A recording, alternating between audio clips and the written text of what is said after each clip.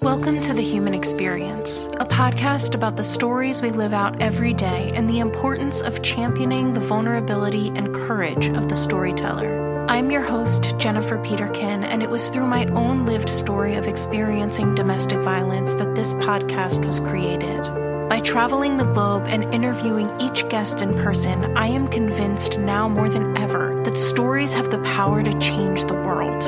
You can join our community of storytellers by subscribing, leaving a rating and review, signing up for my newsletter, following me on Instagram, and more. Thank you for being here. In a world full of noise, to listen with intention is an act of resistance.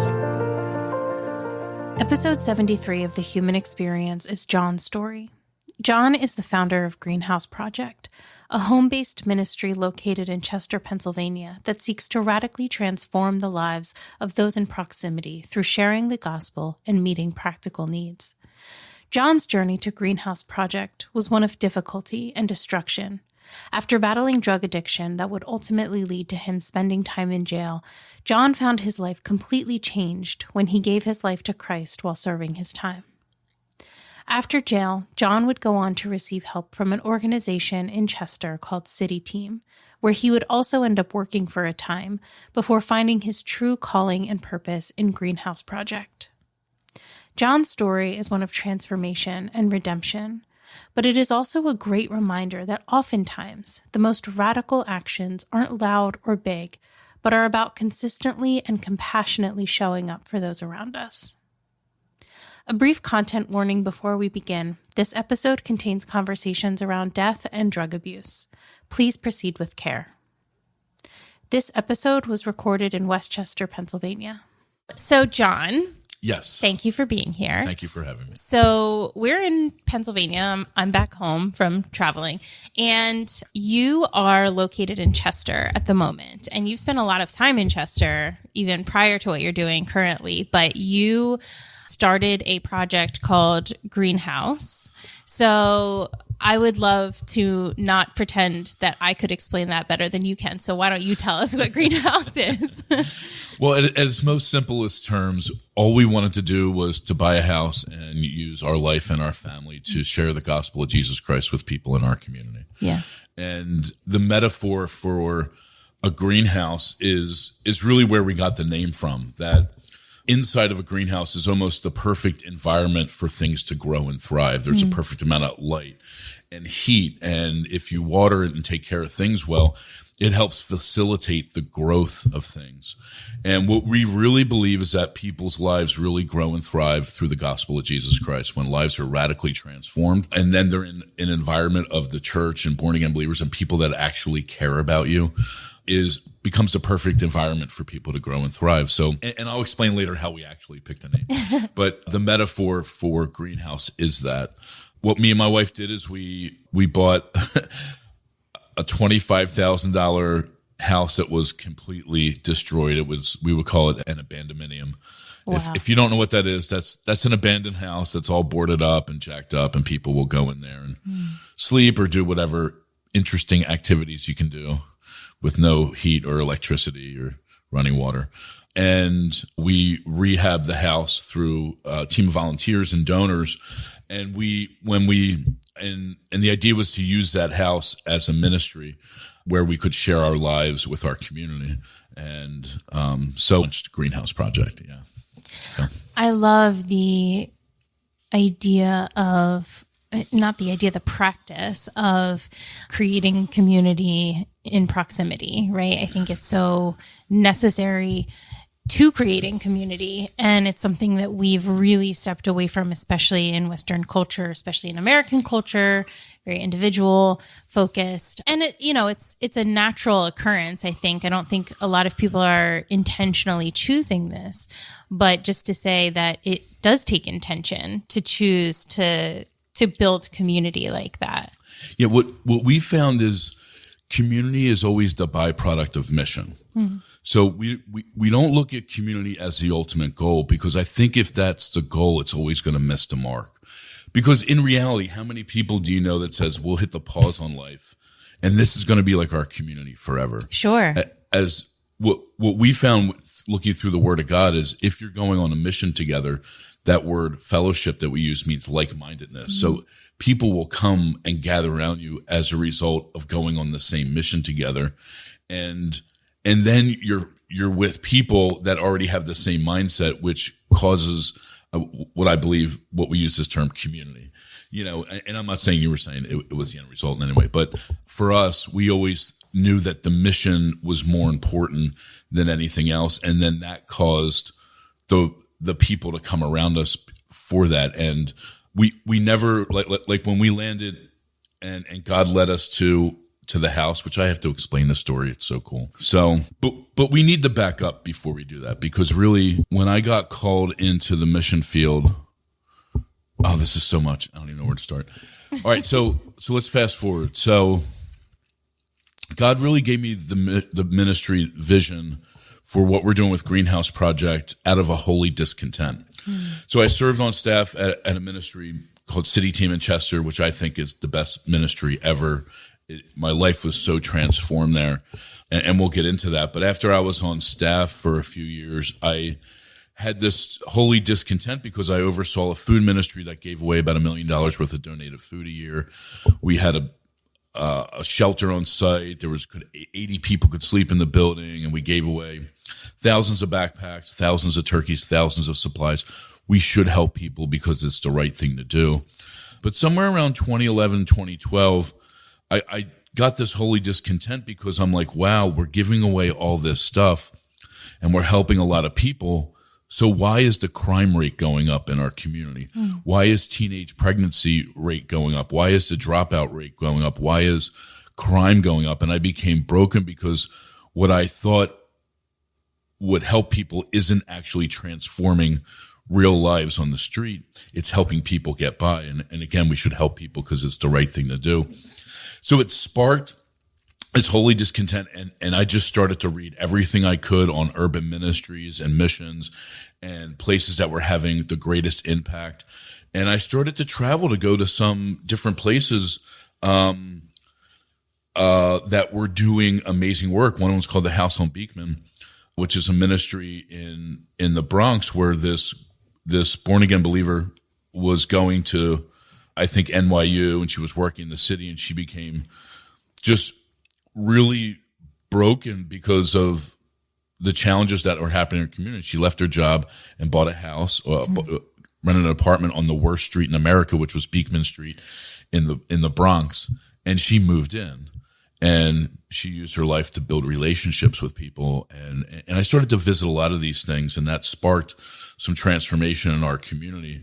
And I knew that as an individual, I couldn't reach 35,000 people. Like there's ministries that have and churches that have a wide net and they can do those things. So we started to look at what had the greatest impact, and the greatest impact is always going to be people building relationships with people. And we started to look at how Jesus lived life with people. Like he was known as a glutton and a wine bibber.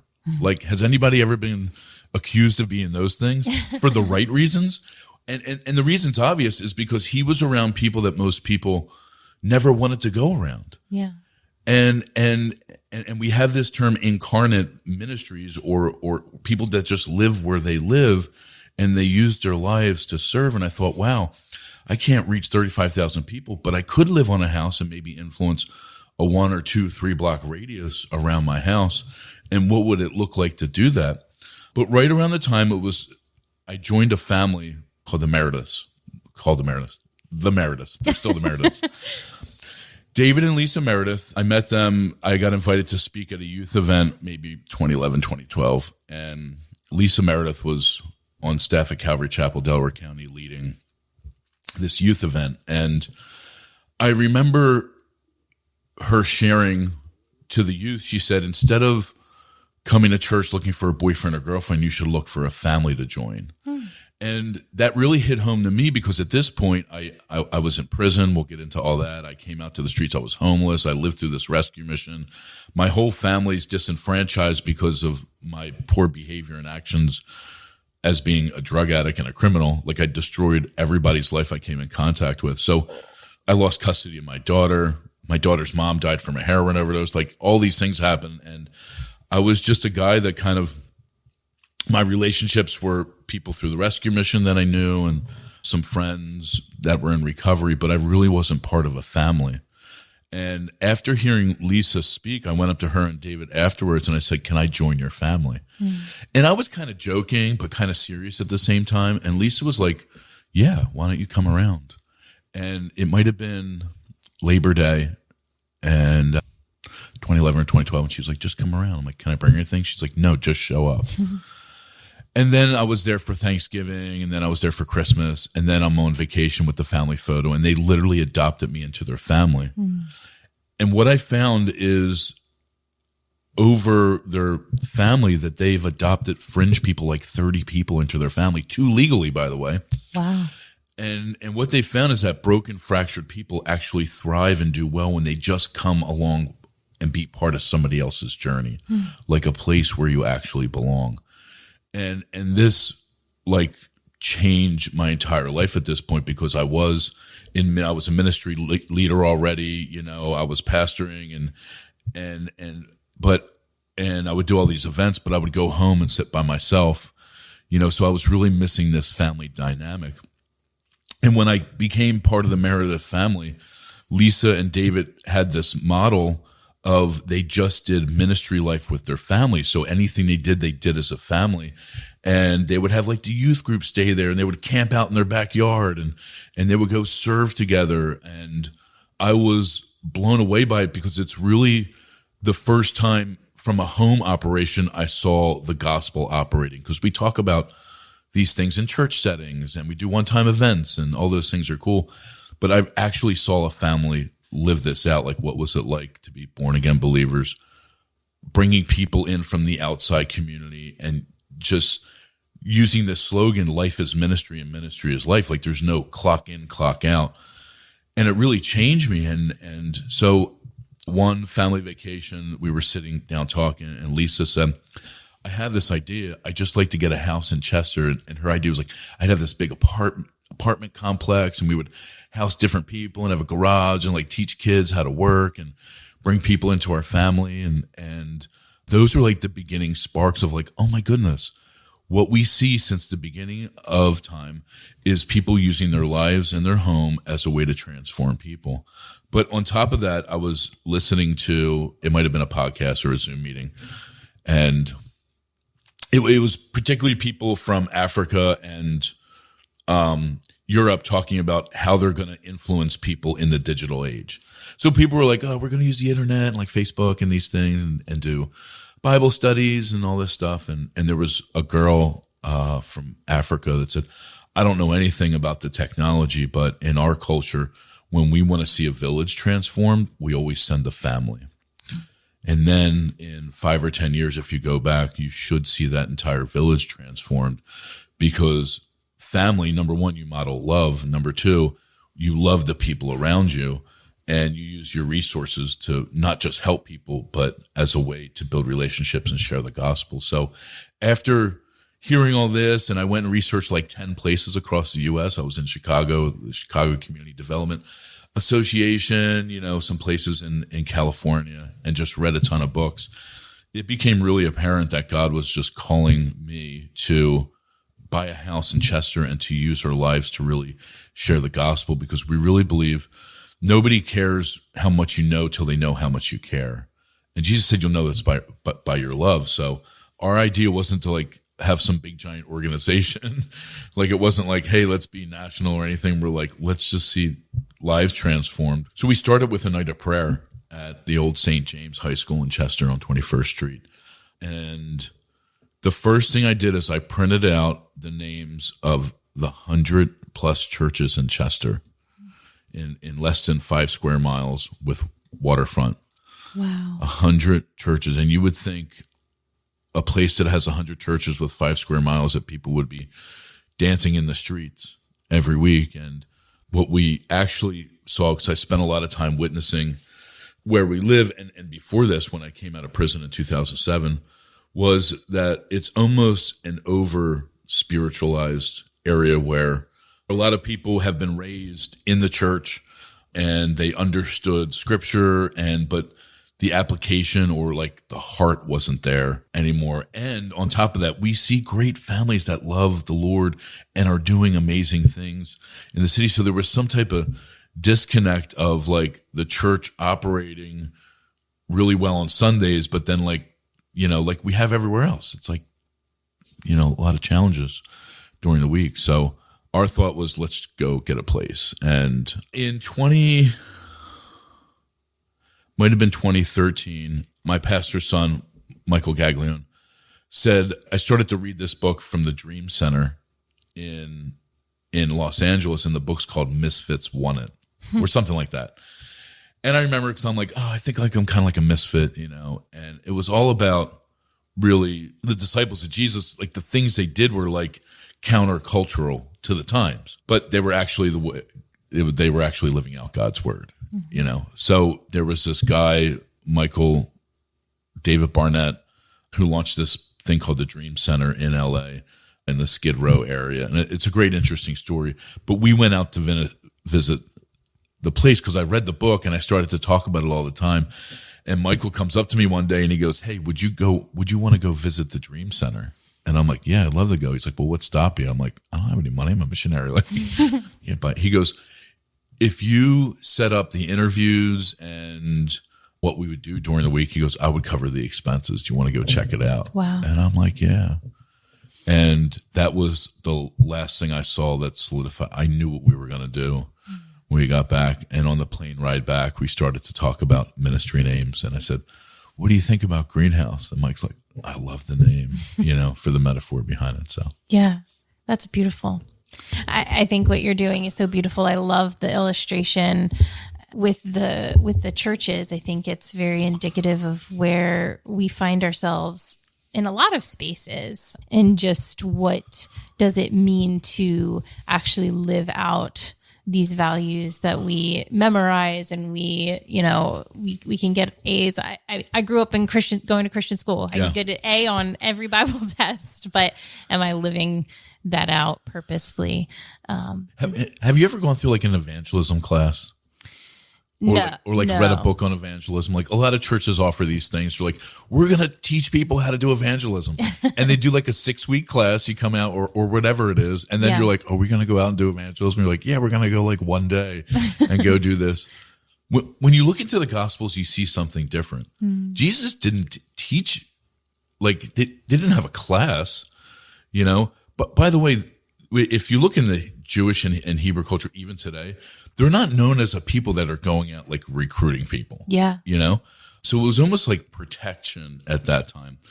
And so I think we get education wrong in a few ways. One is it should always be doing first. And then what Jesus would do is he would have a lesson as a result of the successes, the challenges that would pop up along the way. And then it becomes real life. Yeah. You know, like I got exposed because of my background. So I have a lot of people talk to me about how do we do evangelism? What do we do with this? How do you do it in your life? Like I didn't know anything. Like I got saved in prison. I'm a convicted felon. I was raised Catholic. I didn't have an understanding of the Bible or this relationship with God. So when I got released from prison and I came to City Team, I met a pastor right away that was like, are you a born again believer? And I'm like, yeah. He's like, all right, great. I'm going to mentor you. By the way, we go out on Fridays and Saturdays and we go and share the gospel. And like day one, I'm just like, oh, this is just the way it is. So we just went out and just learned how to share the gospel on 69th Street and go into Philly and hand out tracts and learn to, we call it relational evangelism, to talk to people and ask them questions to kind of find out where they are in their faith. And that was my exposure from day one. Like I didn't know there was any other way. Yeah.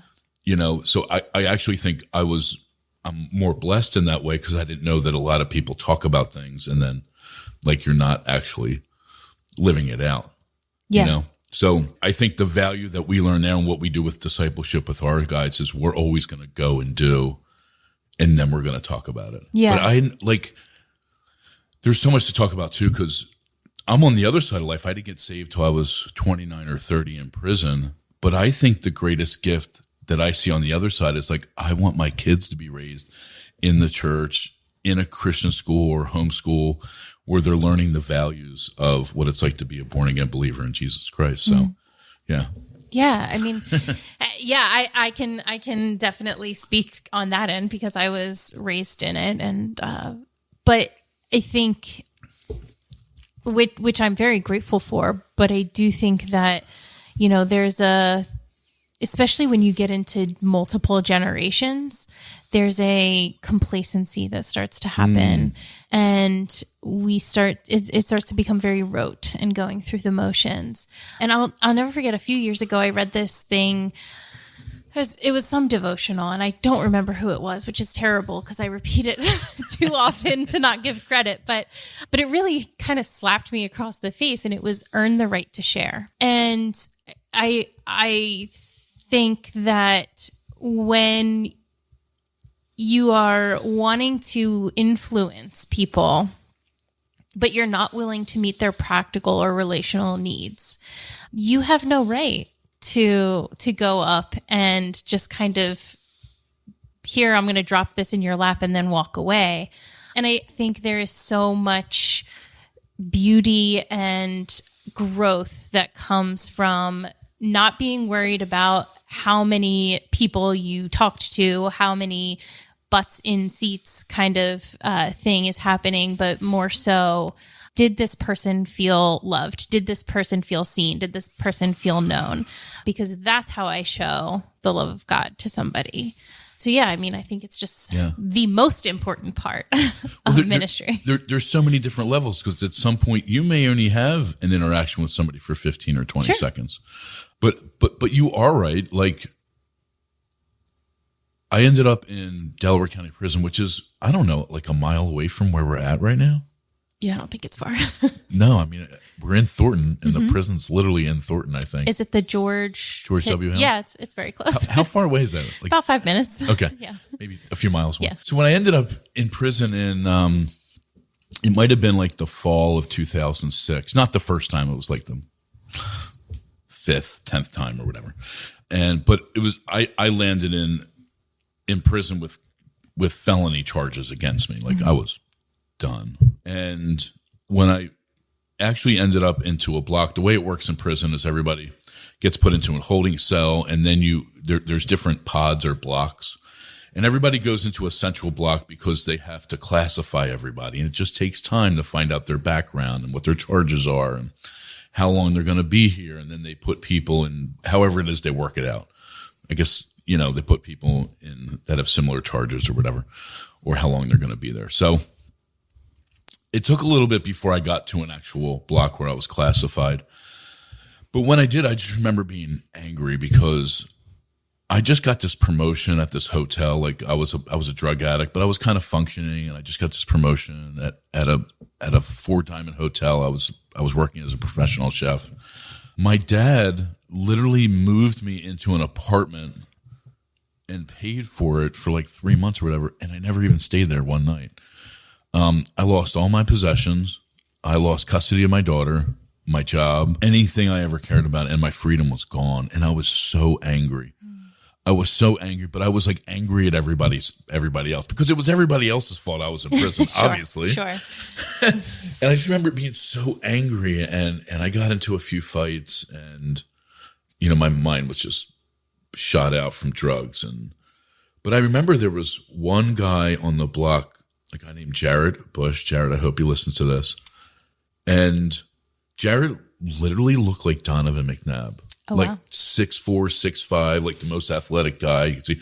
And I don't know if you remember, if anybody remembers, Donovan just had this smile on his face at like all times, which drove us Eagles fans nuts, by the way.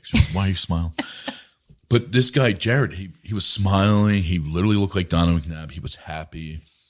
And nobody bothered him. And after me going through like the worst time of my life, in the worst place you can possibly be, kept watching this guy, and I'm like, why is he so happy? Like, I needed to know why this guy was so happy, and why does he have peace, and how is he not getting in fights? And after a few weeks of watching him, and he was like leading Bible studies, and I was so curious because he was so different from everybody else. I needed to know why, and I got up, mustered up enough faith to walk across the prison area. And I remember asking him, I'm like, why are you so happy? And he goes, I've been praying for you. And I'm like, me?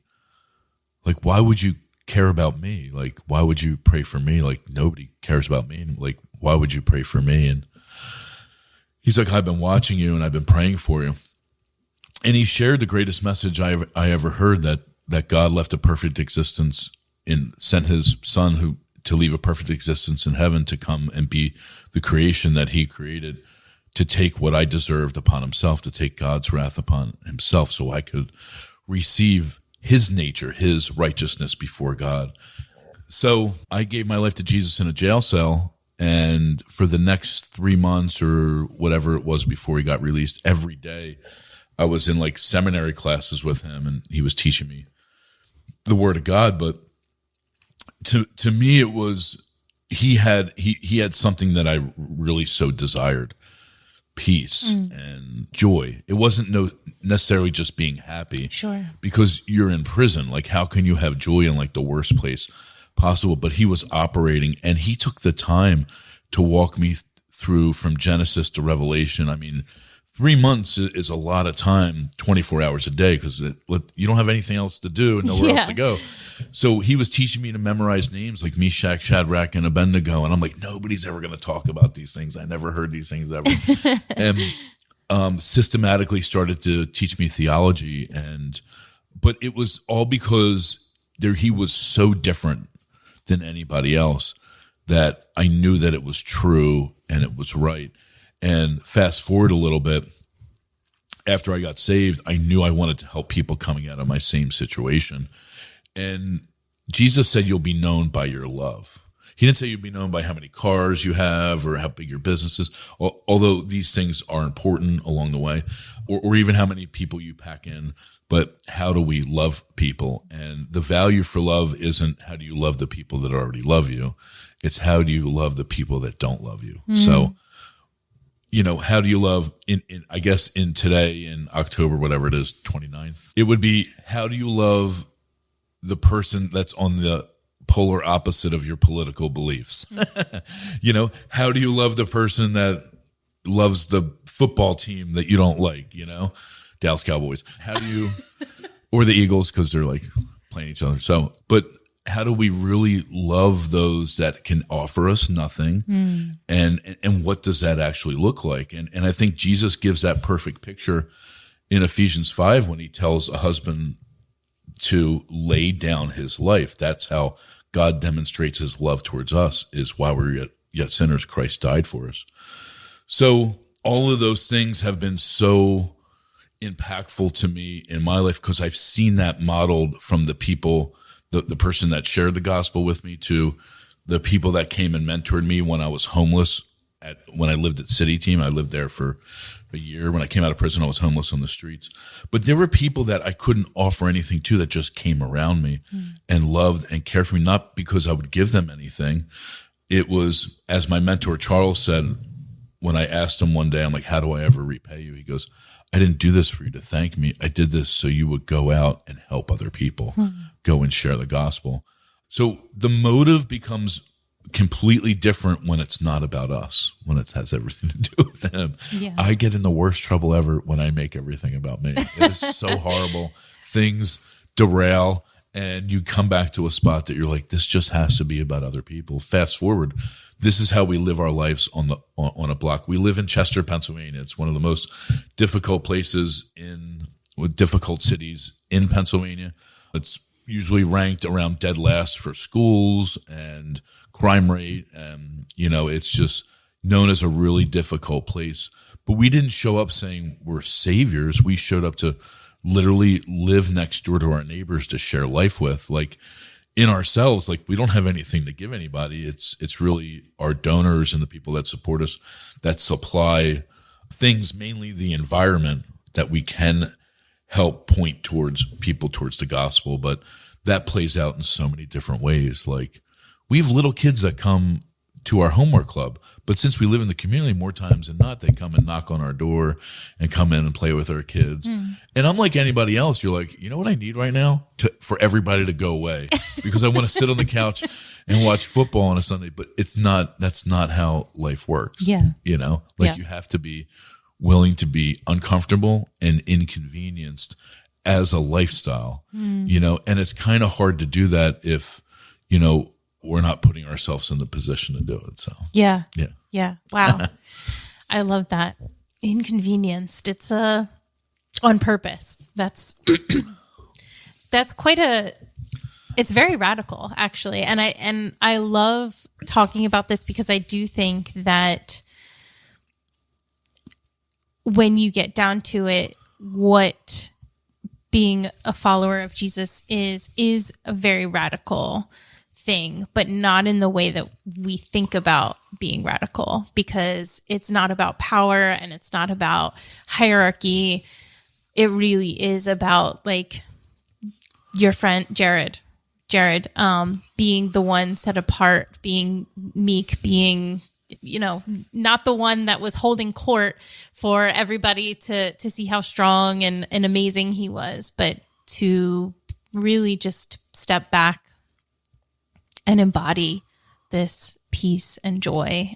And it was something that you noticed.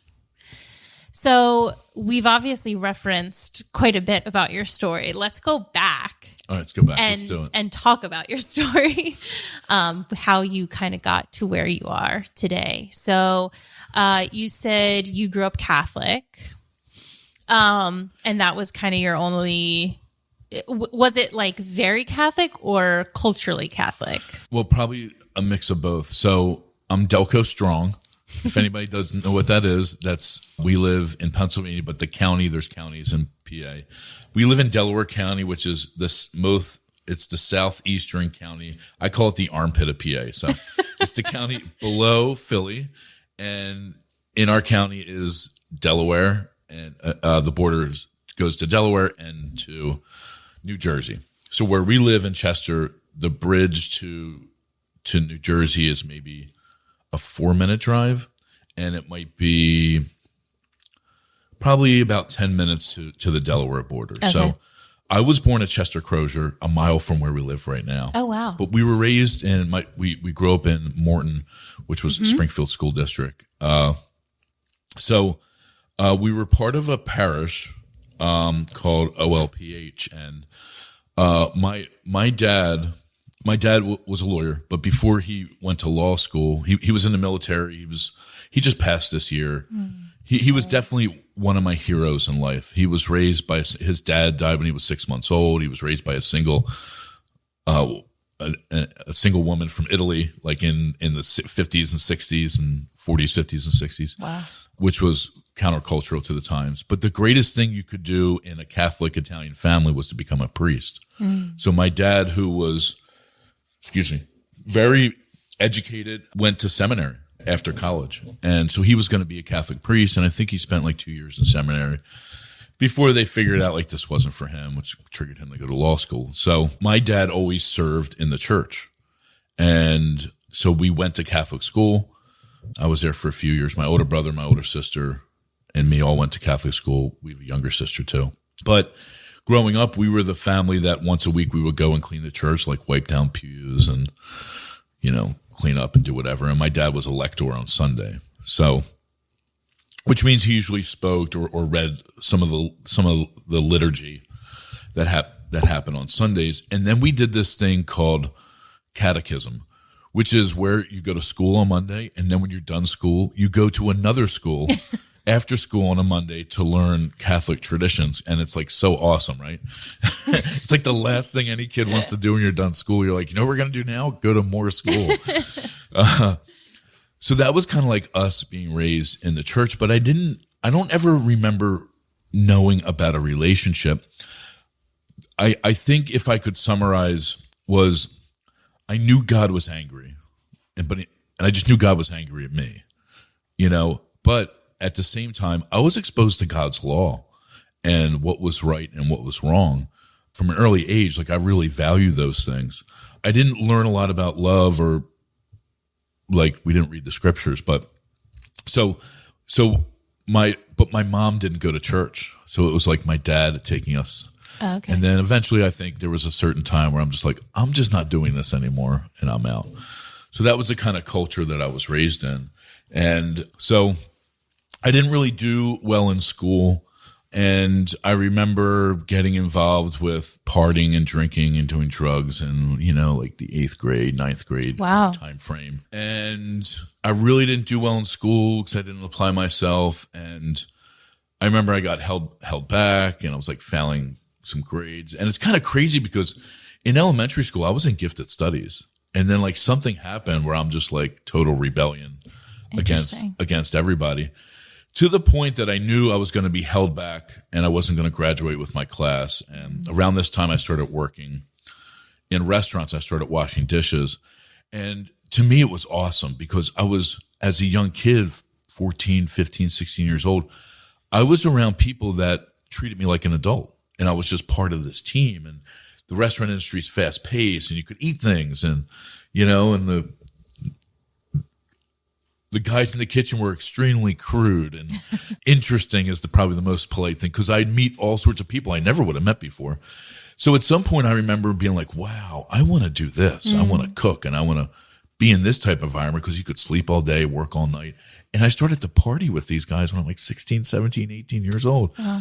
I mean, to make matters, the guy that owned the restaurant that I worked at was a guy named Lou Sadek. And I don't mind dropping names, but he owned something called Lou Turks. All right. Okay. So to me, I kind of always liked gangster movies and I played drums. So I wanted to be a rock star. And to me, this was like the closest I was ever going to get working in this restaurant environment. And I met some really great people along the way. So I remember telling my parents, I said, listen, I'm not going to finish high school. If I drop out now, I can get my GED and go to culinary school. And they bought it. So, because they're like, there's no way this guy's going to, what am I going to be in school for like another 3 years? So I remember I got my GED and I remember telling my mom, I'm like, I think I'm just going to take a year off and do whatever I want. And my mom was like, oh, no, you're not. You are going to school and that's the end of this. So I went to the restaurant school in Philly and it's probably the first time I really exceeded, did really well, graduated with perfect attendance, never missed a day, really, really great grades. And I just started to work in the restaurant industry. But I quickly became hooked on drugs and alcohol. It wasn't like a few weeks or it was like a matter of months that I just got into this party phase and introduced into a bunch of drugs. And my life was just a downward spiral from the late 90s, and getting into the whole drug scene. Around the 90s is when these things called Oxycontin came out. And a lot of young guys in our neighborhood, we were doing a lot of partying and some guys got some pills and we started to take them, which quickly turned into a heroin addiction because you couldn't afford to buy these pills anymore. And the obvious progression is to start to spend time up in Kensington and Philly, not only buying pills, but then buying heroin because it's just a whole lot cheaper. So I remember I started to do more crime and steal. I steal from my family and do everything I could to get drugs and lost my job. And I remember my parents were going to kick me out of the house. And I was like, well, I'll go to rehab. I really need help. And they're like, great, go to rehab. And the first time I went to rehab was September 11th, 2001. What? I was planned already to go in the day before. And I remember waking up that day with my TV still being on because I was doing whatever all night long and seeing the crash into the World Trade Center and driving myself to rehab on that day. And I really didn't think I had a problem though. Like I knew I was bad. I knew I needed help, but I wasn't like everybody else, right? Like that's the metaphor. Everybody's, I'm not like that guy. Yeah. If I wanted to stop, I could. Oh yeah. Yeah.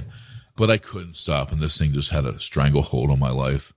But I would say from that day, 2001, really I had a hardcore 10 or 12 years of addiction, but that was the first time I actually went to get help where I realized I can't do this. And it just opened up a door of relapse cycle after relapse cycle of getting arrested, in and out of prison, methadone clinics, medications, psychiatrists, mental wards, you name it, I've been there. None of those things were enough to change my life. And in 2005, I ended up on a methadone clinic in Chester. If anybody doesn't know what methadone is, it's they call it medical assisted treatment, MAT, where it's drugs like methadone, Suboxone, medications that you would take that they would call opioid blockers, where you don't get sick, you don't have to go to the streets and steal, but you're just medically being managed. And the point on a clinic is you're supposed to do those meds and not do anything else, kind of stay clean, which never worked well for me, maybe for like a few weeks. But that's where I met my daughter's mom, Kathy, at a methadone clinic. And it was a great relationship right away because like I'm on drugs, she's on drugs, I'm on welfare, she's on, neither one of us are working. And you're like, let's have a relationship. This is so great. just know like how shot out we were at the time. And literally we decided to have a baby. Like nowhere to live, nothing. And my daughter was born January 29th, 2006. And by that point, I got a job at the hotel I was working at in Philly, Four Diamond Hotel, which is really prestigious. And I became like a functioning addict where I could kind of work and do everything fine. And then I would go home and get all jacked up. And it was only about when my daughter was 6 months old that I ended up in prison for the last time, which really destroyed me, losing contact of everything that I loved. And I was in prison, in Delaware County Prison, and this is what happened. So,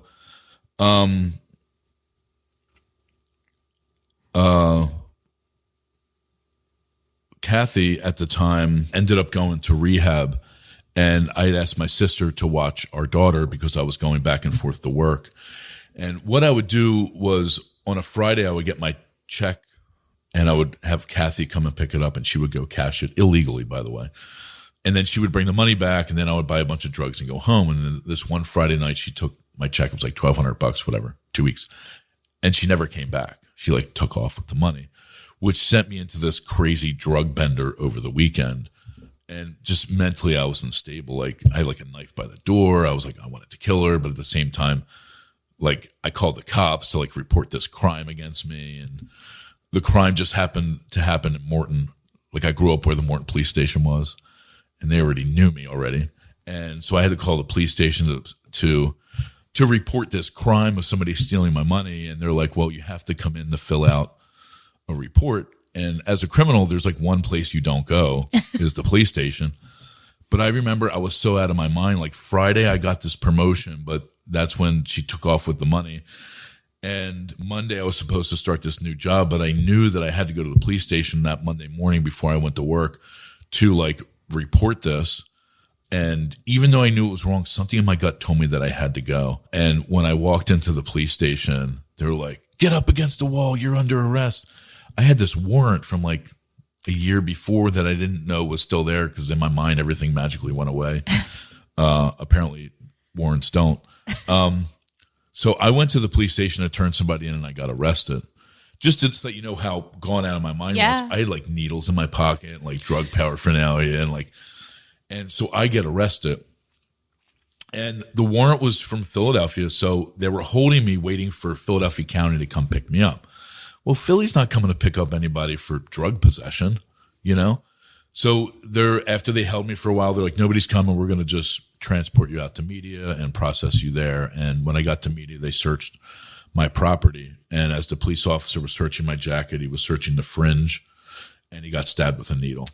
So I didn't know over years that in my inside pocket in my leather jacket had a hole. So I would put crack pipes in there and whatever needles, and they were falling into the lining of my jacket. So as they went and searched my property, a police officer got stabbed with a needle I didn't have. Like when I got arrested the first time and they're like, do you have anything? I'm like, yeah, I got this stuff here. Like, I don't, because they're like, if you have anything, it's going to be worse. So I got charged with aggravated assault with SBI with serious bodily injury in the first degree. It's a felony. It's an F1, which is a felony. And I tested positive for hepatitis C when I was in prison. So they said if the officer contracts hepatitis from it, then my charges are going to be amended to attempted murder and aggravated assault in the first degree. So serious. This is serious. Everybody knows the stereotype, if you do something, the cops, it doesn't work out too well for you. And we'll just leave it at that. So I eventually pleaded guilty to the felony because they weren't going to drop the charges or anything. And whatever happened with the sentence, I remember at one point I'm getting released, right, from Delaware County Prison. And excuse me, I'm just like burping all over the place. No worries. So when you're in a block and you're getting released from jail, eventually an officer comes on the block and they just yell open, somebody release, Clifford release. And that's what you hear. And you have like 10 minutes to pack up all your stuff. Not like you want your stuff there anyway. Yeah. And leave. So I remember hearing my name being called and not really knowing where I was going, but somebody on our block said, you should go to City Team, because I just got saved. And I knew I didn't want to be a junkie and a criminal anymore, but I didn't know how to live because I always lived this way. Like I always lived in an environment where I did drugs and the people, because when you're using it so much more than the substance, it's about the community you create, because everybody else in your community is in this type of lifestyle, and the drama of going and getting money, and this whole world that becomes created in it is what I knew for about 10 years or so. So I had nowhere to go. I was homeless, literally nowhere to go. And I remember going down to the holding cell, and the Philadelphia sheriffs are there, and they take me to prison in Philly from this warrant that I had before that I thought magically went away. So I got taken to State Road house. It's not the House of Corrections. I forget the name off the top of my head. Anyway, so I get processed into Philadelphia prison. Like when I relieved George W. Hill, the only thing I had was the clothes I got arrested in, that leather jacket. I got that back, and the Bible. My dad sent me a Bible in prison. That's the only thing I had left in the entire world. Everything I had was gone. So every time you go into, even if you're released from prison to another prison, you have to get reprocessed, which means they take all your clothes off. They have to shower you. They do checks. I'm sure everybody's seen enough movies to realize what happens. Sure. So I get processed onto a block, and I'm like, I can't believe this is happening. And just so you know, the first thing you always do is you wash your socks and your underwear with a bar of soap, because it's not like anybody's washing their clothes anytime soon. So I remember I wash my stuff and I hang it up, and like an hour later I hear Clifford released. And I'm like, what the heck? I didn't see a judge or anything. And my stuff's like still wet. And by this point, I was moved around so much. I was like, I don't have anywhere to go. Can I just like stay here for a little bit till I figure it out? And I was kind of broken at this point. And they're like, no, you can't stay here. You got to go and get out of here like anyone else. And they gave me 60 cents and a token, a transfer. Nobody knows what a transfer is. You get on your public transportation, and then if you pay usually a small fee, you get a ticket, or that time it was a ticket to get onto another line.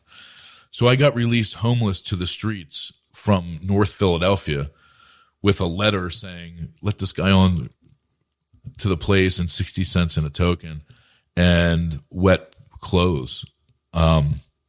So I ended up at Frankfurt, the L in Northeast Philly goes from Frankfurt to 69th Street. And I remember trying to bum some money from people to like get back to Delaware County. And I was literally that guy that everybody's like, oh, you're trying to get drugs. I'm like, no, I really just got out of prison. Like, I'm trying to get home.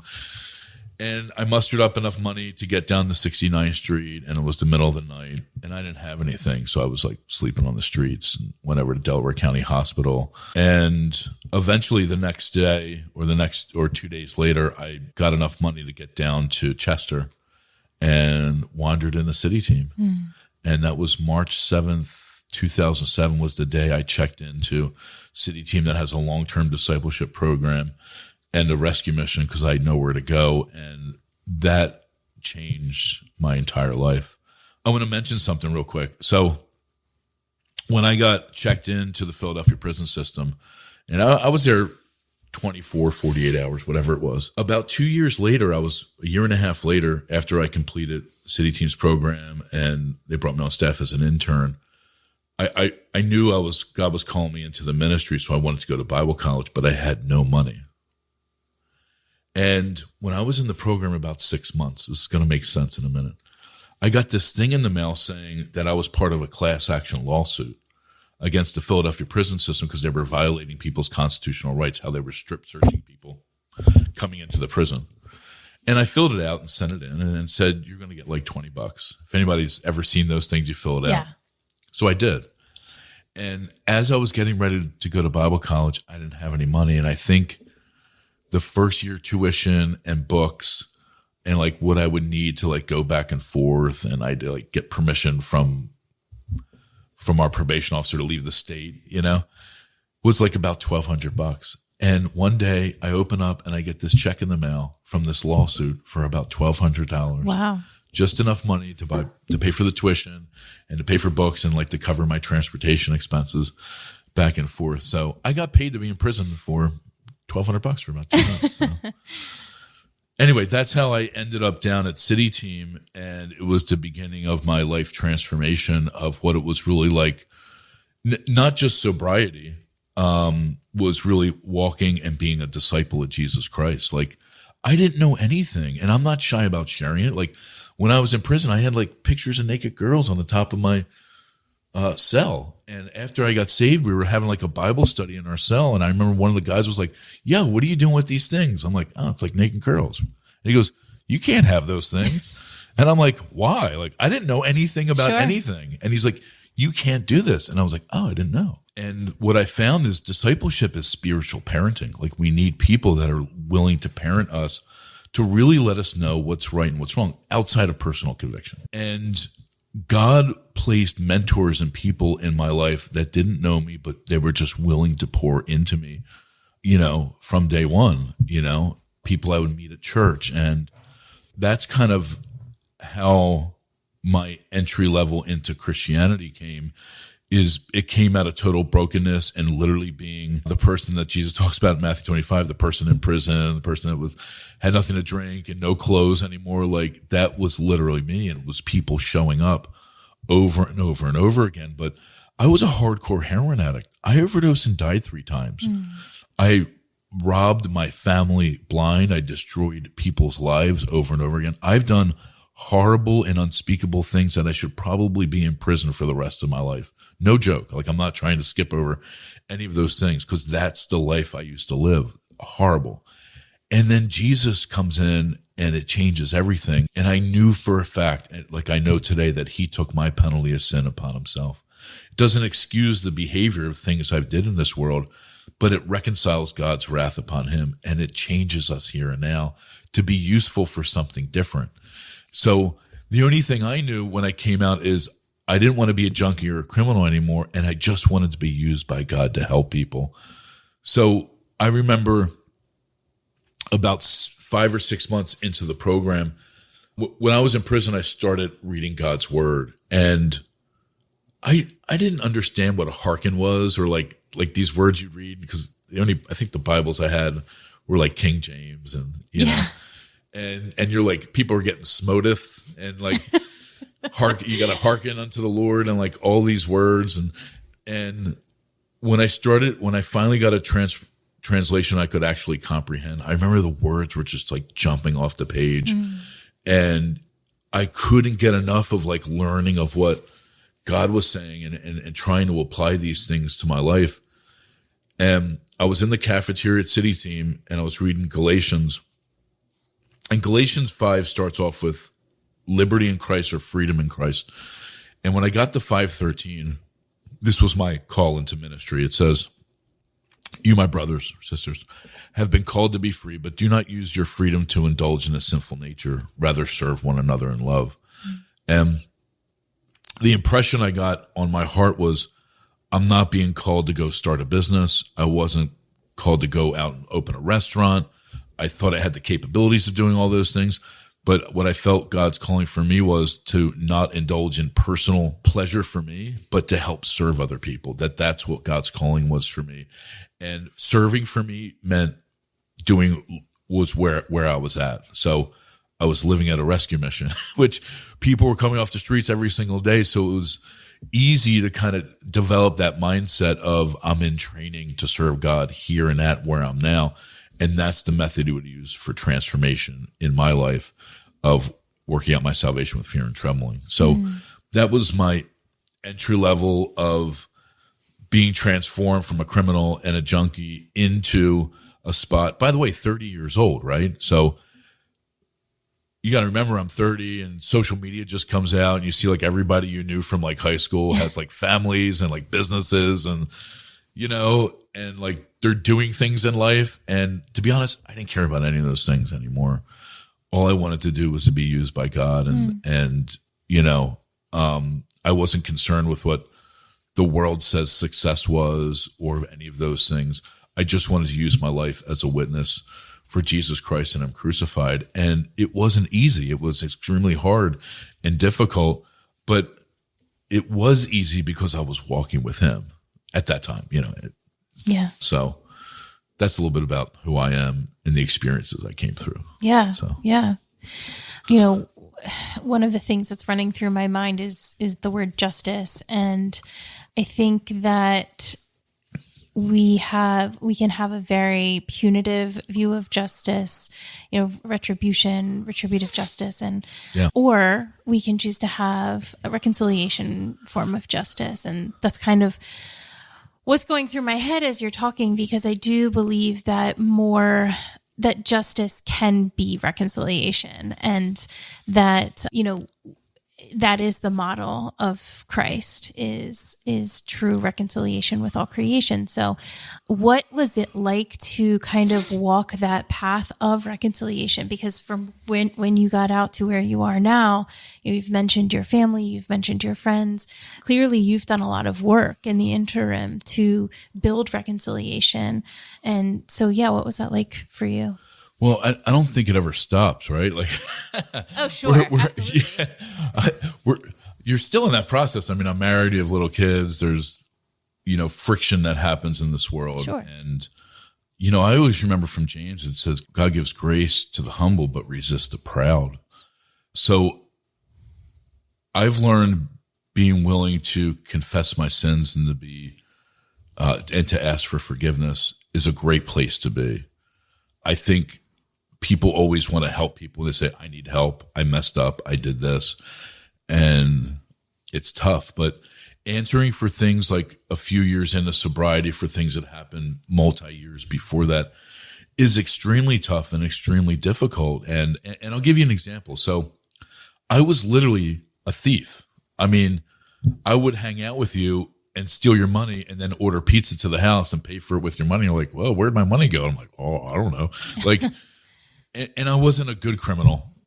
I was like the worst criminal ever. So my older sister got custody of my daughter, and my daughter's mom died from a heroin overdose when she was 3. And it was just a living situation that we had, even though we shared custody legally. So, and this is for context, because I would go multiple times a week to go pick up my daughter at my sister's house. And my older sister is brilliant. She's a CPA and, had her life together pretty well. And I would go over to pick up my daughter, and for years, let's just say 5 years. And one day after 5 or 6 years, I go in and my sister's like super happy. And it was like a weird relationship for me, because it's like my sister, my older sister, but she's like the custody. It's like dealing with my daughter's mom, and it was just weird, right? Mm. And I remember after like 5 or 6 years, she came in and she was like so happy. She was like, I don't have to hide the stuff anymore. And I'm like, okay. I'm like, I'm here to get cured. I'm like, I can't wait to get out of this place. She's like, I don't have to hide the stuff anymore. And I'm like, what are you talking about? She goes, well, for all these years you've been coming over, before you come over, we lock up like all of our valuables, a pocketbook, and all these things, because John's coming over. And I didn't know this, but everybody knew when I was coming over that they would hide anything that they think somebody could steal. Mm. I didn't know this for like 6 years. So what I learned is that trust is incredibly easy to receive, but it's incredibly difficult to rebuild. Mm. And when trust is fractured, it's something that just takes a series of being consistent in word and deed over and over and over again until it finally clicks. You can't force or yell or decree somebody into earning trust back. You either have it or you don't. And once that credibility's shot, it's not. So I think that's a great metaphor of saying to walk as a disciple is taking a series of small steps in a long direction. And it's never about arrival. It's always about the journey along the way. And what I can say is I would never say I'm a person of character and integrity. I think the way to state it is when Paul said, when Christ came, I died. Mm. Like we're supposed to be new creation, the old calling, the new has come. But my old man comes out every once in a while, like anybody else. But to see from other people's point of view of like the transformation that happens, because I was a guy that was in the Delco Times for being a criminal. And then you get featured on like magazines or like on the news and things along the way. And you're like, this is pretty weird. But the highlights I have is because of the work that he did. And I think just following and walking after him, it just takes time for those things. And also when you work through step work, and by the way, that's a controversy in the Christian world. Like, should you follow, like, should you do 12 steps or should you just listen to the scriptures? And you're like, well, the 12 steps came out of 6 steps, which came out of the scriptures. Mm-hmm. So I work steps and we train people the biblical roots, the scriptures behind them, because there's practical things you can do. And there is a part of your step work that you have to take ownership and responsibility for your behaviors and actions, which I call, and it's really step 4, and it's probably a conversation for another day, but I call it the Mr. Miyagi method. Like in the movie, in The Karate Kid, there's this guy like waxing the car and like painting the fence and doing all this yard work. He's like, I'm trying to learn karate. And I'm like your general contractor fixing up your house. But what he learned is those techniques he was learning after each and every time of how he would take his wrist up and down or swiping left and right on the car was actually training him in the process. So the process for step 4 is a resentment. It says in the big book, it's the number 1 poison. And a resentment is anything that's made you angry. Mm. And it, in the big book, in A, for alcoholics and people in recovery, it says the furthest we ever got was that I'm sore. That's the language they used from the 40s. I'm angry, and it's everybody else's fault. Yeah. Has anybody been there before? Mm. You're like, I got cut off in traffic. It's your fault. This thing happened. It's your fault. The furthest we ever got is I'm angry, and it's somebody else's fault. So when you start to work your resentments, the first thing you do is you write a list of anybody that's ever made you angry. You write it out. So you write out, I'm angry at the police officer because he pulled me over.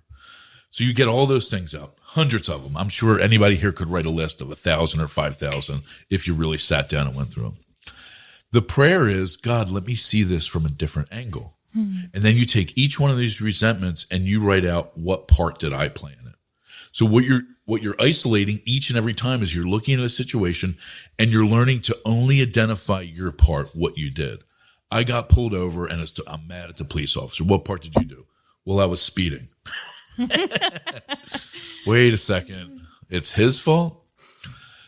And you identify each one of these things, and then it's more in depth, but when you get to your step 5, you take this list with another human and before God, James 5:16, and you literally confess what you've done to somebody else, and then they pray for you. And here's the prayer. As you're praying over your 4th step, you say, God, help me view that person who I'm angry at as a sick or injured friend. So what you learn is to, when things happen, to quickly take ownership for your responsibility and your behavior. And then for the other party involved is to pray for them as you would a sick or injured friend. Because what I've learned is most people aren't driving around and cutting you off saying, I'm cutting you off because, I was injured as a kid and I got abused, so I'm angry at the world now. So what I'm going to do is drive around and yell at everybody. Most people just honk, cut you off, flip you the bird, and move on in life. Yeah. Our job is to say, wow, hurt people hurt other people. And it really changes the mindset of how we view other people and then teaches us how to take ownership for our responsibility in our behavior. So these are like the lessons I learned early on in recovery that we teach now that really changes the mindset. And that all comes into a spot of taking responsibility for things that you've done. Because in your 8th step, you take a list of anybody you've ever injured and sinned against or whatever. And then step 9 is you actually have to go to each individual person and say, I did this, this, and this. Will you forgive me? And asking for forgiveness, it isn't to set me free. It's actually to acknowledge the pain and heartache I caused you, because my best interest should be in my brother or sister. Yeah. It doesn't matter what comes out of it. I have to own what I've done. I did this. I want to acknowledge it. So, and I want to share this because I share it every once in a while when I teach. My cousin Kevin was my best friend growing up outside of my brother, sister, whatever. And he lived around the corner from us. And we might have been like 10 years old or something, riding bikes. And I said to him one day, I said, I don't want you to be here anymore. I want you to go home because like the cool kids are going to come around. I don't think you're cool anymore. Not the exact words, but something like that. And this is when we're, I don't know, 8, 10, 12 years old. So as I'm going through this process, I remember that situation. And, you know, I don't know, I'm like 35, and I call my cousin up, and it's like, Kevin, I need to apologize. This happened. He goes, I think about that like almost every single day. He goes, you have no idea how much trauma that caused me at that point all through high school. Like my self-esteem was shot, and like the damage that you caused to other people. And I had no idea because I was so selfish and self-centered that I had no idea the damage I caused to somebody else, especially the person I would have claimed was my best friend at the time. And we talked about it for a while, me and my cousin, and like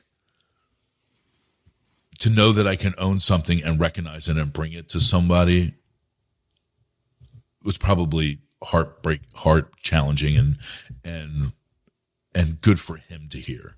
You know, so all these things come out of a life being reconciled and being transformed, of being wanting to do the things right, you know, because scripture says if you're coming to the altar before God to do a sacrifice, but you've sinned against your brother, go make that right first.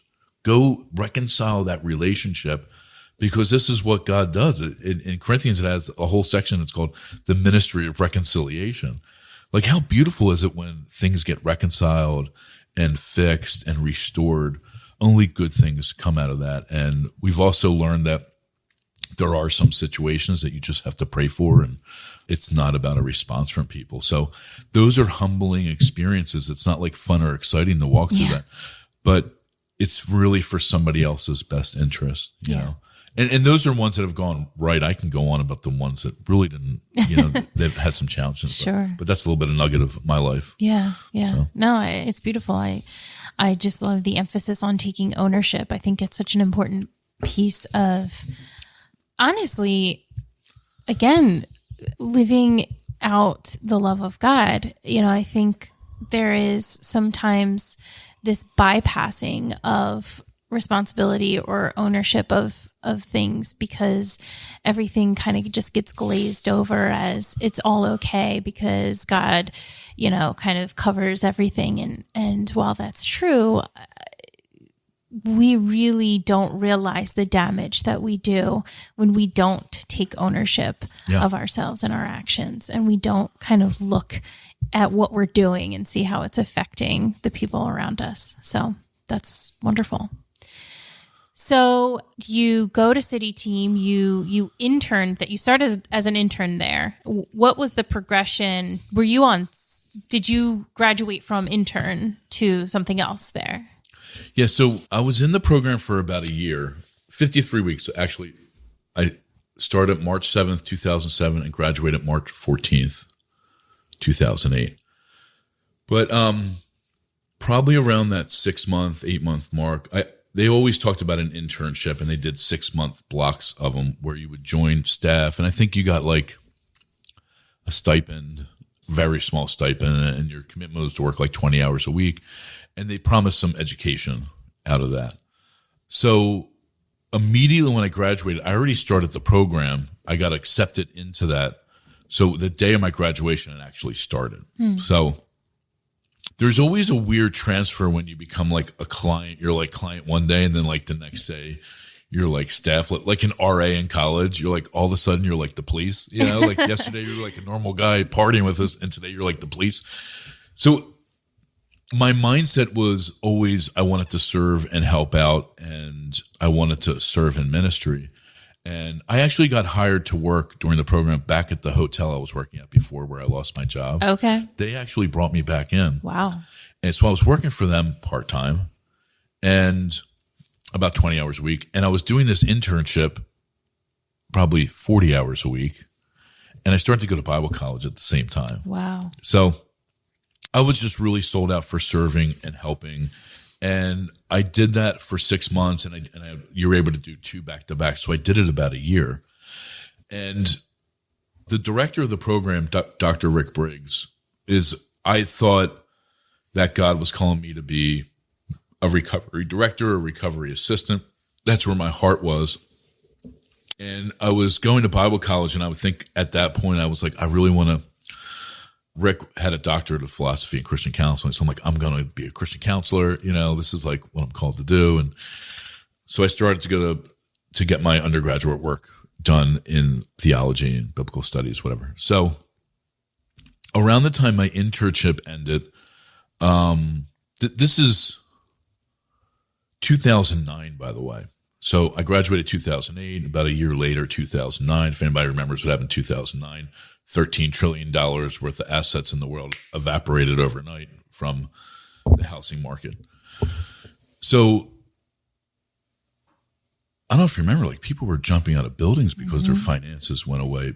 Businesses closed down, banks shut down, churches closed, ministries put on hiring freezes, and we were always a donor-supported ministry like we are now with Greenhouse. So I remember going to Richard Williams, the regional vice president of the city team at that time, and I'm like, listen, I think God's calling me to work here. I don't want to get paid. Let me join staff. I'll raise my own support. Just let me keep what I raise. And this is the things I would do. And I handed him a sheet of all the things I was doing. And he looked at this and he goes, if you're doing this, what's the recovery director doing? Because you're doing like a lot of the stuff that he's doing. And you guys, everybody knows what it's like. Usually a lot of times bosses have no idea what is actually going on, So you're like, you think the job's this, but it's actually 100 more things that have to happen into this. And usually ministries, one job is usually like 3 in that. So he's like, John, we're on a hiring freeze right now. The whole world is like, there's nobody being hired right now. And I remember Rick said that they actually took a position away from City Team Chester. And he goes, there's never been a time where they've taken a position away and brought it back. This whole time I'm praying. And I developed at this point, at that time, I had this crazy prayer relationship with God where I would spend hours at night, total darkness, praying to him. And God was teaching me to sing songs to him at night. It was such a wonderful time of relationship building, just being able to have this open communication with God. And I knew for a fact, that when people are saying God can't do this, I'm like, no, God's going to. And my internship ended. And about a month later, I got a call from Richard Williams. He said, John, I want you to come down and talk with me. So I'm like, what's this about? So I go down and meet with the big boss. And he goes, we're opening up a position. This is in 2009 after everybody said it couldn't happen. And him saying, we're not going to hire you, even if you are going to raise your own support. Because I'm like, I love serving so much. I'm like, I don't know if I have to pay you guys to do this. I would. I just knew that I knew God was calling me to be there. So he calls me and he goes, John, we're actually going to open up a ministry position. He's like, are you interested? And I'm like, heck yeah. I'm going to be the best assistant recovery director ever in the entire world. It's going to be awesome. And he goes, we're opening up a ministry position for food service. And I was like, this is the worst day of my entire life. Like I felt like I got punched in the gut. I was so sick. And I'm like, I want nothing to do with the restaurant industry. I've been working in there since I was 14. It was always a catalyst for me getting into trouble and my life jacked up. I don't want to do these things anymore. All I want to do is help people. And obviously I smiled when he said it. I'm like, oh, this is great. I'll pray about it and I'll let you guys know. And I remember being so confused, thinking like, God, why would you let me do this? And then it hit me like, God's like, the impression I got in my heart was, I've been training you to do this your entire life. You've been to culinary school. You've worked in the industry. You've managed this program for 2 years to be in a position that you can use this catalyst food, not only to help people coming off the street, like, or we call them our guests, but these are people that have no food, but to minister to the people along the way.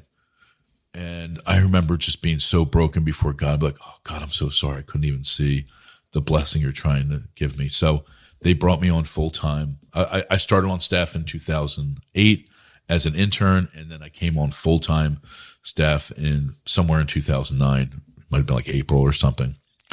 And my first day, Richard said, congratulations, you're a full-time you're in full-time ministry. He goes, you can have anything you want. You just have to find a way to get it, and your budget's zero. Go. So and then he goes, oh, you have to raise your own support as well. Oh, So this was day one that I'm like, what? I'm like, I have no idea how to do any of these things. But God made it super easy to start to make phone calls and raise support. And that was like my trial by fire into ministry was, if you want something, you better go and figure it out. Don't come back to me. And you got to raise the finances behind it. And that's the same mindset that God has allowed me to carry since that time, was that if you really want something or there's a need, seek the Lord, ask, seek, and knock, and see what God does in the process. So I remember being able to go back to the restaurant I was working at part-time still and be like, I'm putting in my 2 weeks, I can still help you guys out part-time, but I am out of here. Thank you so much. And I was the first graduate at City Team Chester that was hired on as staff. They never did that. They did it in some other cities, but they never did it there. So I knew I was paving something that hopefully the next generation of people that would graduate would have something they could do as well. Like, not only can you come through the doors as a client or someone being helped, but then you can be the help going forward. But I think that mindset starts day one. Like, I never said I want this position so I can have a paycheck. I just wanted to be in a spot where I could literally use my entire life to serve him. And that was the beginning years of all that. So that's kind of how that opened up and panned out. And it's extremely difficult to really walk in. I think when you take a position at a rescue mission, there is no way you're doing it for the money, because there's not enough money that can like satisfy someone's needs. But on the other side, like the challenges that you face, especially during that time, it's not like we were trained for. Like, do you know how much trauma you take on when you minister to people coming in that are going through homelessness, drug addiction, sexual abuse, crime? Like, trauma meets trauma, and you take all these things on yourself. So, there wasn't a whole lot of training for me that we went through. It was kind of like, go. And so I had to learn over the years on what it means to retreat and to learn and to get books and sit with mentors to kind of navigate the internal turmoil I was having at the time. It was great, helped out a lot of people. But you take a lot of those things on, as you know, in life as well. Sure. It's a reality. Yeah, absolutely. I just really love it must have been such a healing practice and not obviously not right away, but to be back in the industry where there was so much trauma, to then have it turned around and used to be the mission, part of your mission, part of serving. There must have been a lot of healing in being able to reframe that kind of part of your life. So, Greenhouse Project, I would like to kind of get into a little bit of the minutia there. What do you day to day do? What's going on? I mean, I know it's community, but what does that look like? Yeah, so I probably should have started with this. If you want to check us out, ghproject.org. We'll link to it in the show notes and everything, so don't you worry. Go check out our website. There's a lot of cool videos. And so we bought this house, and this is kind of the backstory behind it. We bought a house in 2018, a dilapidated house, $25,000, renovated it. And the same month that we closed on the house, I got married. So it was October 19th. We got married 2018. A few weeks before that, we closed on the house. So within that first year of being married and renovating the property and starting to build like the bylaws and the legal stuff that has to happen behind that, we also moved 3 times and my wife got pregnant.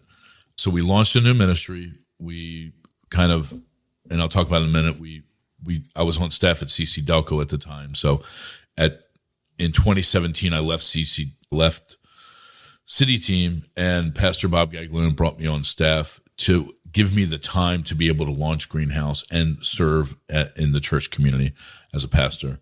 So fast forward a year later, We moved into the house, I think, sometime in November of 2019, and Emily was very pregnant.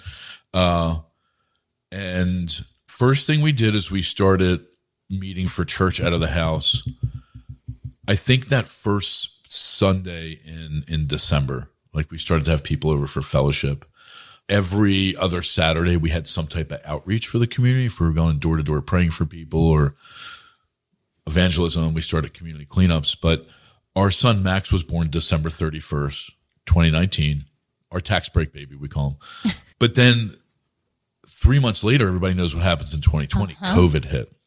And for us, it just gave us more opportunity to live in our community, but to be able to build relationships. So I don't know what it's like where everybody else lives, but in our community, nobody trusts the police or the government anyway. So everybody was just kind of outside almost all day, every day, talking with each other because everybody got so bored of sitting inside that we started to build some really good relationships with people in our community and hear from them. And there was, this is a fancy way of me saying that the programs that we launched was in response to what our community was saying. So there was a woman who still walks in our community 2 or 3 times a day. And she used to say, we would sit on the front stoop with Max, and every day she would walk by and would talk for a few minutes. And she would always say the same thing because there was trash on the streets. People just throw trash out. And she goes, I really wish our streets looked like Springfield or Swarthmore where there was no trash anywhere. And she would say it all the time. So one day I was like, hey, what if we did a community cleanup, And she was like, I would really like that. And we started to rally up some neighbors. So we started to launch a community cleanup twice a year.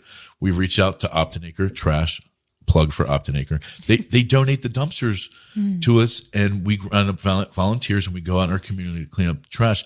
Not that we're doing something for the community, but we're actually raising up people in the community. We just happen to facilitate being able to get the supplies to be able to do that. Another neighbor across the street, a lady, Kim, has 4 kids. She had 3 at the time.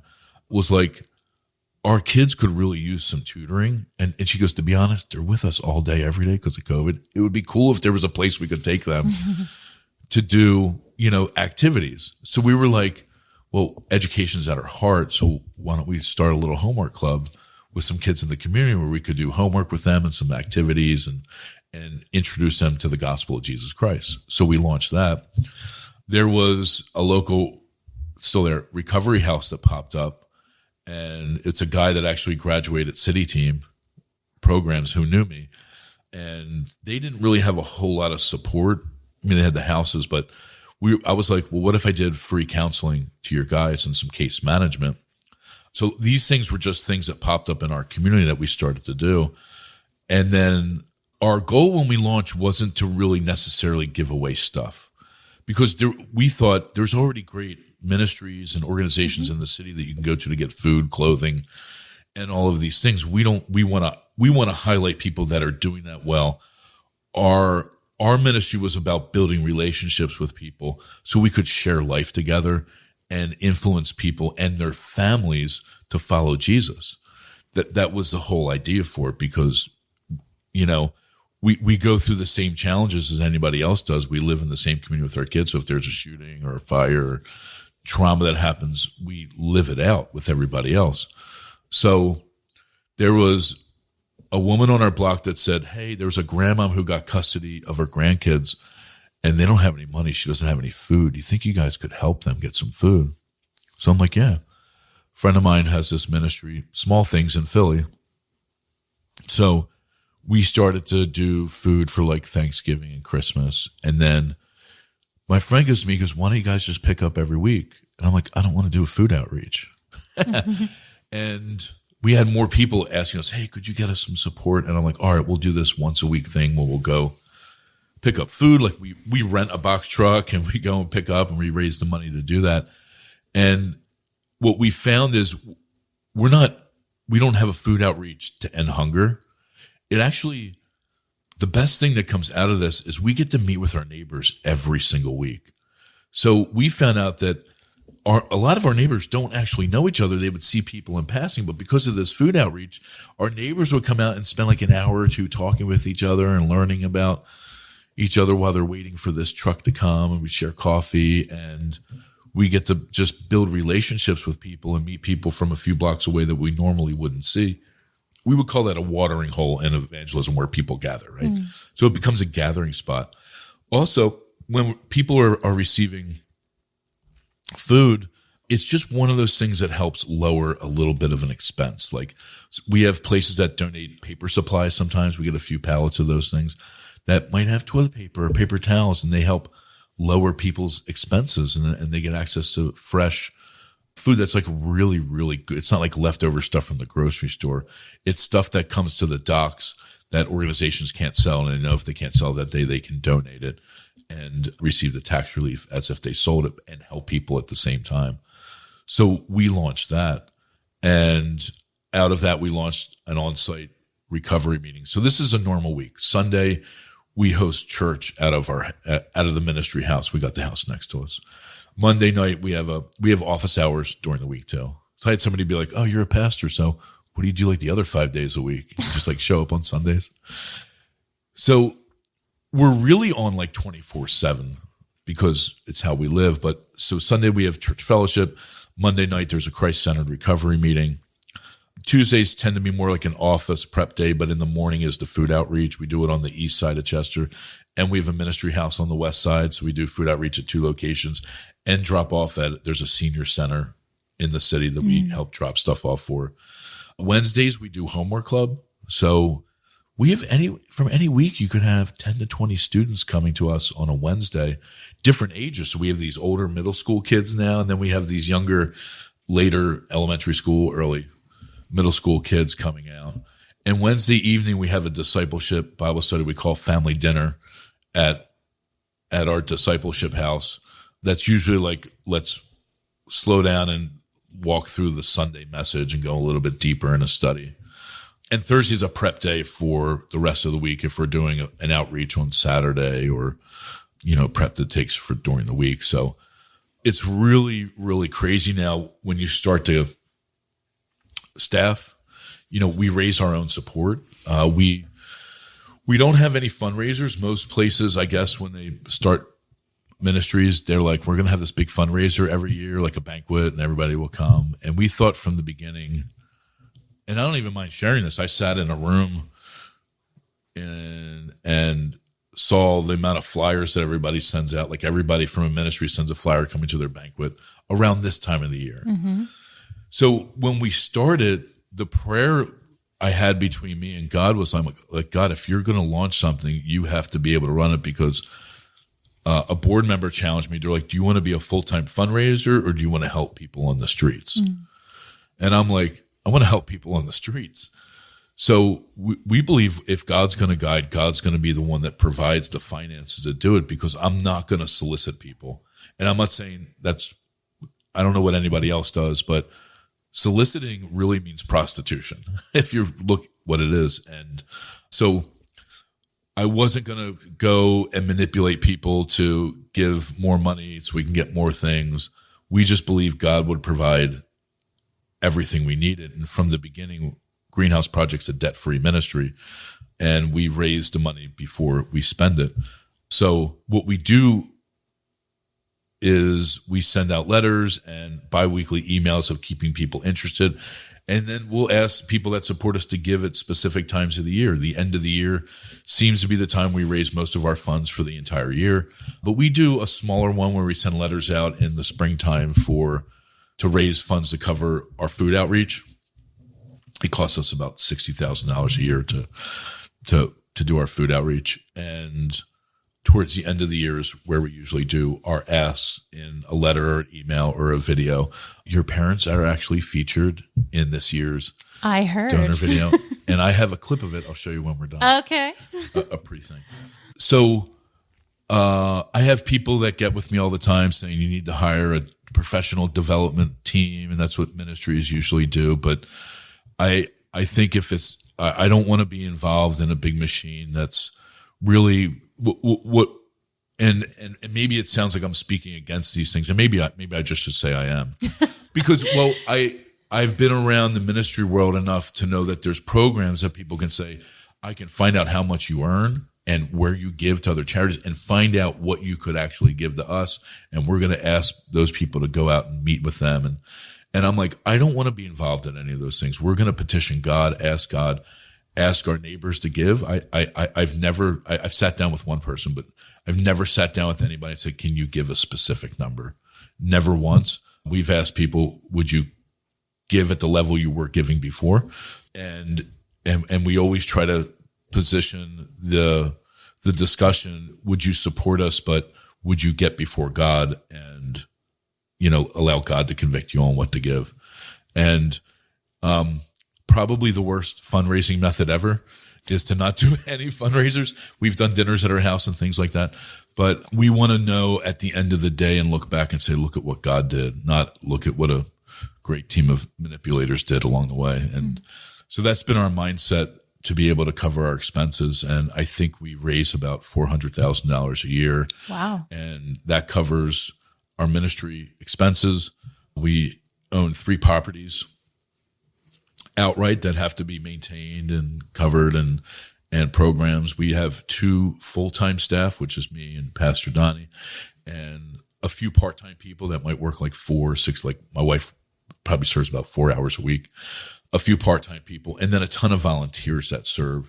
So most of our funding goes into our programs, and I think it's like 80% of our finances gets put into programs, and it might be like 13% admin, and maybe I might be off on this, but 7 to 9% is actually put into fundraising expenses, which is letters and videos and things like that.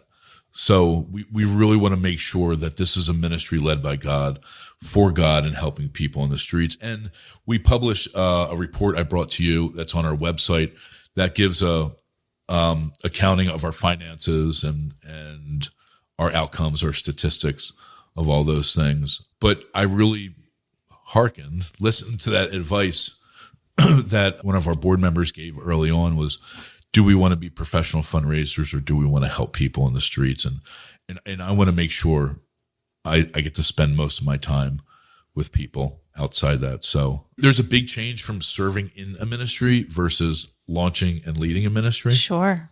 And from they would call this inside baseball. Like, it's even tough to be someone's pastor and their boss, plus the guy that serves next to them. So I think God has brought a great team of people around us, a great team of supporters, to really be able to impact. And if I could share one highlight, so over the summer, we do a lot of outreach, so community cleanups, evangelism, things like this. Over the summer, the first year we did Homework Club, we didn't have any events over the summer. So when we came back into the fall, we're like, we don't have any kids. We still had to go door to door. So we're like, we need to do something next summer to keep the kids engaged. So we're like, what if we hosted some community barbecues? We shut down the street, food, fellowship, some games, some activities, and we can use it as a way to meet new people, sign them up for Homework Club, and some other things that we did. So we've done that the past few years. This year, we had to cancel one for the weather, but the event in July, we had like 350 people come out. Oh. And at the end, we always do like church outside, a message, worship a message. And like 30, like these middle school, high school kids stayed around to hear the gospel of Jesus Christ, and 9 kids got baptized. Mm-hmm. And they gave their life to Jesus. And then that first Sunday, we look out and they all came to church. They just walked, like no parents, no aunts, uncles, just these younger kids coming to hear the gospel of Jesus Christ and to be engaged in activities. And you're like, this is the reason why we're here, to impact lives and to really share. But it's more than that, because we get to live with people all year round and navigate things during the week and answer questions. There's a lot of churches in our neighborhood that the people might only come out on, this is not a bash, but they're only there on Sundays for a few hours and then they're gone. So there's no connection. But we really get to build relationships with people and navigate the other things that come up. Like, I got in a fight with a guy from school, or this person's saying something about me. Like, those real things that happen, we get to navigate those things with the community. So we absolutely love it. Yeah. It's cool. That's amazing. And your wife is amazing too. She's a rock star. I mean, I didn't realize how quickly things progressed for you guys in terms of house, marriage, baby, all of it. And then COVID has really been such a game changer for everybody. I mean, the entire world changed. And as much as we'd like to pretend that we're back to normal, I mean, things changed for good. You can't go through something, a community trauma like that, and things have not changed at all. So I love that your intention to move in was to just move in and not to have like all of these programs already in your head of like, this is what it's going to look like. And really just let it be about meeting people's needs, about getting in there and then asking people what they need because they know best. Right. And as counterintuitive as it sounds, that's not the way a lot of ministry is done. Nobody cares how much you know till they know how much you care. And that was one of the foundational phrases. We just wanted to build relationships and not have like an us versus them or these people can give out stuff because that's not even us anyway, So when Emily came out to the first Bible study that we had for Greenhouse. Okay. I think somebody gave like an announcement at church or something. Greenhouse is launching this Bible study. Pastor John's doing this thing. And my wife, really passionate about education and missions. She went on a few trips to Kenya. She went to the Bronx House on Beekman, the place I was talking about. And so when we had our Bible study, I remember she walked in the door and I was like, oh my goodness, who is this? Why is she at her study? And the first time we hung out, because we were talking about this in the study, like we knew God was calling us to buy a house. And what I did at some point is I looked up the crime map in Chester, which it has, if you ever look up a crime map, the worst areas are dark purple. And Chester had at that time 5 areas that were dark purple. And I already knew where they were, but I'm like, I want to drive around these neighborhoods specifically and pray maybe God will open up the house, because I've been driving around for years through the city and people have been sending me Zillow ads being like, this could be your house. And I had this dream for this 3-story red brick house years before, and I couldn't find it. So I remember saying, do you want to drive around and look at some houses? And we did. And we met at Starbucks in Brookhaven, which was new to that area at the time, 2017. And something happened that week. There's a bodega up the street from us. There was a shooting. And I started really praying about East 23rd Street. So we met for coffee. This is the first 5 minutes that we ever hung out, just me and her. And we got coffee. And I said, I think we should go to 23rd Street. And she goes, that's odd. I was coming to tell you that God told me we should go to 23rd Street. And I was like, no way. So we get in my car and we drive down, and our street's a one-way street. We're driving down 352 in Brookhaven into Chester, and we make a left on East 23rd. And as we made a left, I turned to her. I said, I'm looking for a 3-story red brick house that I had this dream. And she immediately said, as long as it has a red door. When we stopped at the first stop sign, we looked to the left. It's a 3-story red brick house with a red door. And we were like, this is the first 5 minutes we ever hung out. And I was like, what the heck is this? So we pulled over and we just started to pray. And my prayer was, God, if you would give us this corner, we would dedicate our lives and our ministry to this space and this place. And I think early on, the idea was, what if we had a house in each one of these areas, which is a lot more difficult than it sounds, by the way. You're like, just get a house and do conversation for another day. But so we would come back to that area and pray. And there was 2 houses that are connected, 42 and 44. So we would pray, and I'm like, well, we must be called to live in this 44 house because it's on the corner with the red door and the 3 brick, and this is where God led us. And as me and Emily were talking and praying, there was just weird connections that would happen. Like in the morning, I'm like walking by my bookshelf. I'm like, I think I should take a picture and send this to her. I'm like, no, that's weird. I'm not going to do that. And then I get a text from later on. Were you supposed to send me like a picture of a book? Or we'd have like the same verse and share it at like almost this. There was just these things that just kept popping up that you were just like, you can't make this stuff up. So I searched Facebook out and found out the guy that owned this house because it was boarded up on the corner. Both of these houses were boarded up. And I reached out to the guy. I'm like, do you want to sell the house? And he's like, no. He goes, I'm actually going to rent it out. I can rent it for Section 8 for $1,500 a month. And first of all, I don't have $1,500 to spend for housing now. I didn't have anywhere near that then. I had a 2-bedroom condo at the time, So I'm like, well, I guess God's calling us to go there. And I made arrangements for my condo. I rented it out to someone else and moved into a friend's guest house. And the guy said, well, I'll have it ready in a few months and you can move in. I'm like, I guess I'm called to rent it. I don't know, but I guess we'll figure it out. And a few months later, the guy's like, it's not ready. And a few months later, it wasn't ready. So finally I was like, well, what about the house next to it? That's abandoned too. And a realtor friend of ours sent a letter to the guy that owned that house. And he came back. He's like, yeah, we'd sell it for $25,000. Wow. So Calvary Chapel, Delaware County actually put up the $25,000 to buy the house in lieu that we would raise the rest of the finances and start everything out of there. So we moved into 42, the house next to it. But that 44 house sat abandoned. And I guess we bought in 2018, moved in 2019, and we bought the house next to us in 2021. So we would take care of the property and cut the grass and eventually the guy wasn't able to do the work and we, made an agreement on a price to do it. And so in 2021, we moved our offices into the 44 house. And here's why. So when we started the ministry out of our house, it was too much. We had a little kid. We had people meeting during the week, which means we had to get ready because staff would come over at 9 a.m. out of our house and we set up some offices in the basement and we just had a lot of activity going on. We just needed more space. So I was doing I had my office on the 3rd floor. So, you have to walk through people's bedrooms to get to the kids.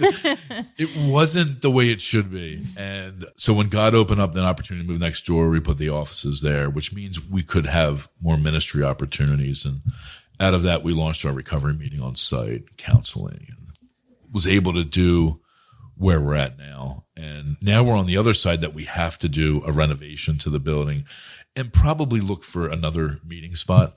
But those are all good challenges to have. Yeah. That's awesome. So that's a normal week. Yeah, right. Just the idea of just staying open to anything, and we were talking before we started the episode about, the idea in your head of how something's going to go and how wildly different it usually ends up being. And if you're so stuck on what something should be or should look like, or you really miss opportunities. And so, your ability, your and Emily's ability to stay flexible and to just stay quiet and listening and pursuing, I just think it's a beautiful thing that has led you to where you are now. So if you've listened to the show, you would know that I ask everybody one question at the end of each episode, which is, through the lens of your experience, what does compassion mean to you? Well, compassion is from a Latin word to mean suffer with. This is in one of our greenhouse videos. I know. Yeah. And so I'm not a real compassionate person. Just from who I am, in my experience. But I've learned more about, especially getting saved and going through my experience of being homeless and on the streets. I've really learned to love other people because of how people loved me. It's kind of like the opposite way. And I've also read Brené Brown's book on vulnerability and watched her podcast on how that really equals courage to people. So being transparent and open is important. And this is a long way for me to say this. So when one of the worst experiences I've ever had in my entire life was when you're homeless on the streets and you're like asking people for help, whatever. Or maybe you're just standing on a corner and people don't even look you in the eye or discount you or just step over, like don't even acknowledge that you're around. And to me, to suffer with would always mean if we're out anywhere, even with our kids, even with my daughter when we were younger, I would take time just to sit next to someone. And I think when you meet somebody on the streets, like you're like, oh my goodness, I connect eyes with them. I have to give them money. And you're like, no, you can just acknowledge a person and just say, hey, how's everything going? Mm. You can listen and you can sit with them and just hear their story. And to me, when it says to suffer with, it really means to value someone because first of all, they're made in the image of God, but because you know what it's like to be valued. You also, all of us know what it's like to be unvalued too. So when I get to suffer with somebody and to have compassion, I get to sit with them and bring myself to their level. And the Apostle Paul says we should always esteem others higher than ourselves for this reason, that I can literally sit with somebody and hear their story and try to put myself in their shoes to feel and identify actually what's going on from their situation. To me, that's what compassion really means, to understand, to hear, to listen, and to feel what's going on in spite of what you could do or what you can't do. I think being able to identify and to actually take the time and energy to put yourself in someone else's shoes, because I think we use busyness as a ploy to say, I can't care about anybody else. So for me, that's really important because I know what it's like to be discounted as a human. I also know the power of what happens when someone values you or passes compassion unto you. Plus, if we have the opportunity to do something, like if I have bread and my brother's hungry or something, I should be willing to do that with someone else. And we have some rules as we do this on the streets. I always tell people we don't hand out money unless the Holy Spirit convicts you, because there's a time when helping can hurt, but always making sure somebody's warm, water, and food in their belly. So if I meet somebody on the streets, I'll walk them to buy something to eat. I usually don't give people money or, I don't know if anybody's ever been driving home from a restaurant, you've like food in the back, somebody's on the corner and be like, can I have food? It's like, give them your stuff. Mm-hmm. So to me, that's what compassion is to really suffer with and to care about someone else's needs over yours. And isn't that what love is anyway? Like when I'm so sold out and in love with somebody, I only want what's in their best interest in spite of what could happen out of it. Mm-hmm. So I think that's a great question to end everything with. Yeah. It doesn't necessarily have to be about giving, although it's probably a result of something, but it's more of a connection with somebody, and to really know that they're valued from my point of view. Yeah. I love it. Thank you. Thank you for your time. I know you're very busy, and just being vulnerable and being willing to share, because I know it's impacted other people and it will continue to impact people in the future. So thank you. Thank you. Thanks for having me. Thank you for listening to The Human Experience. If you enjoyed this episode and you'd like to help support the podcast, please subscribe, share it with your friends and family, share it on social media, and rate and review it on Apple Podcasts and Spotify. You can also support the podcast financially by going to my website, thehxpod.com, linked in the show notes, and clicking on Donate. It takes a lot of time and resources to create this podcast, so every little bit helps. Everyone has a story, and I'd love to hear yours. So be sure to check out the show notes for more information about how to stay in touch. Do good and love well.